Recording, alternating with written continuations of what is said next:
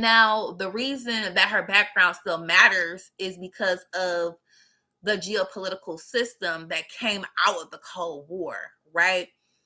It never really disappeared in Russia. Well, let's just say it just never really disappeared, right? Let's just say in general, because I said it was also in other places too. So, like Russia in particular inherited some of the strategy framework that the Soviet Union once held. And modern policy discussions still identify Russia as a major geopolitical concern. And when I'm talking about discussions, one of them in particular that we can track, we can access, if you go on my channel, the static version that Heritage has put up on their own page, a link to that is available for you to review on your own. But we also have clips of things here as well for you to read and you to see it for yourself. Don't just take my word for it, go look it up. But we see that it identified Russia as what? A major geopolitical concern. So when someone has spent decades, because listen, she was that girl in 89 when she first got that position, because she was already a political science instructor. She was a political science scientist, right? She was teaching at Stanford. She was already a girl back before 89. They brought her into the White House in 89. We are talking about decades and decades of expertise studying the Russian and the Soviet strategy. It makes so much sense why it would be her background would be relevant now, right? Especially when like tension internationally is so high, because that's some of her focus areas. Like we're hitting all of her main focus areas. And it becomes even more interesting when you look at the relationship between Russia and Iran now, because they're saying online that Russia is now backing Iran and supporting them. So if that is the case, who better to call than her? She is what? She's the Olivia Pope. Is she not? Is she not? So we come back to the question, right? We come back to the question. We already answered why was Condoleezza Rice called in. We at this point, we know we could flip this back, forward, and backwards. Y'all can answer that question for me, right? Why does the situation require Middle East expertise? And why does this feel like a real life Olivia Pope? We can answer that right now, can we, y'all? Why does it require Middle East expertise? We know exactly why, because we've just now answered that question. We have talked about some of the framework and foundation, some things that might be offered as what? Guidance. Now I'm going to go ahead and I'm going to show you somebody else who had a little bit of analysis with regards to why Condoleezza Rice might be in the White House. There's something they're going to say that I'm going to show you some additional support and evidence throughout this. So watch this and be very mindful of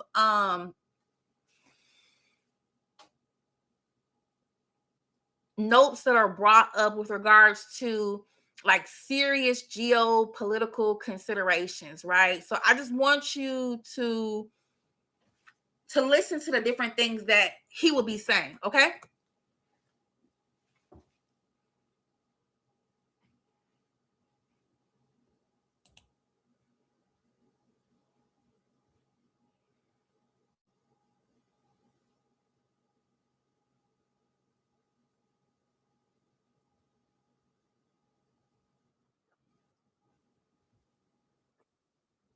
Uh-oh.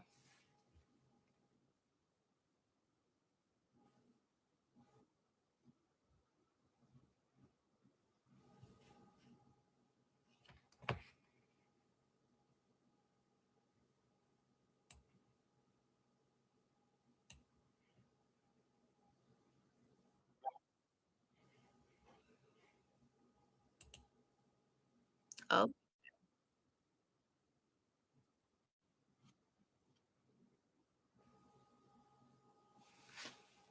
okay. I'm looking to see that this screen matches that y'all can see. So I want you to go ahead and listen to this clip.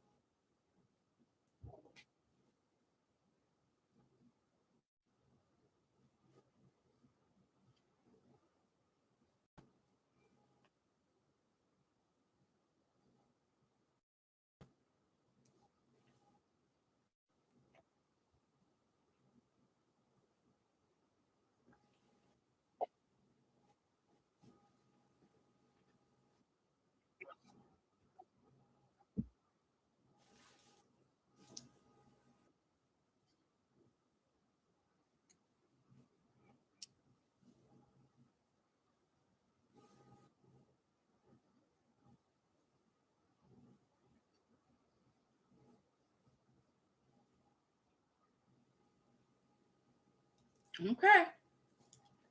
Right. And you're able to see this person's social media handles. If you're also able to see,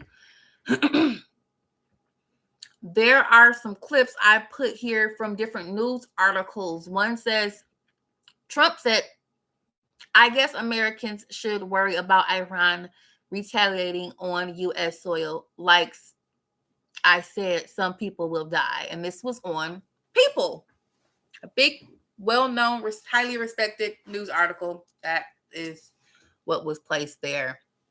Additionally, there was another article that was put out that said U.S. offensive on Iran burned through an estimated $779 million on the first day. It burned through $779 million on the very first day.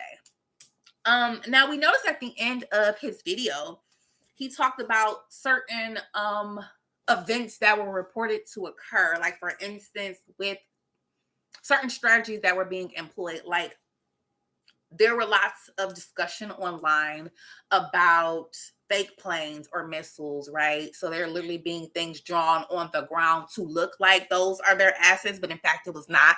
So people who had been, let's say, studying, observing, surveillancing, were under the impression that these were in fact these assets that needed to be destroyed, but in fact it was being said that those assets were in fact not real. And our real assets were being used to destroy fake assets, as you can imagine, not too good. So I'm going to go ahead and show you a clip. Let's make sure that this is accessible.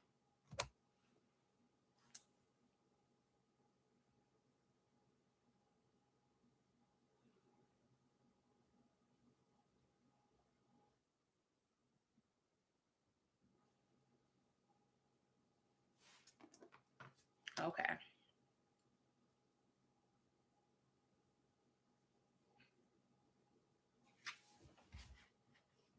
We'll try that clip one more time.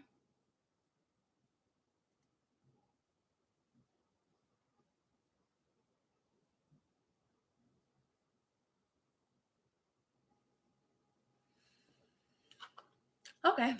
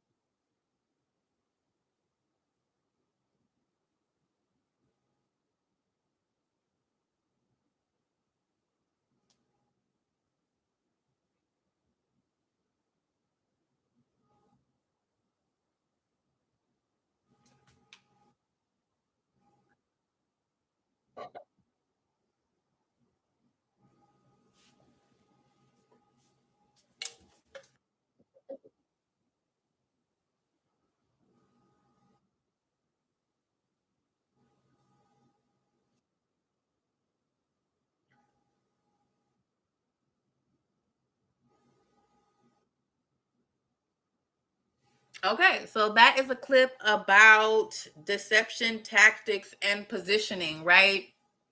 Very interesting things to be displayed online, right? Very uncomfortable thought. And this is what's on this slide here. Trying to see if it's available for you all. It should be, but modern day Olivia Pope, uh, consultation sounds like it's definitely needed, right? Consultation certainly sounds like it is indeed needed.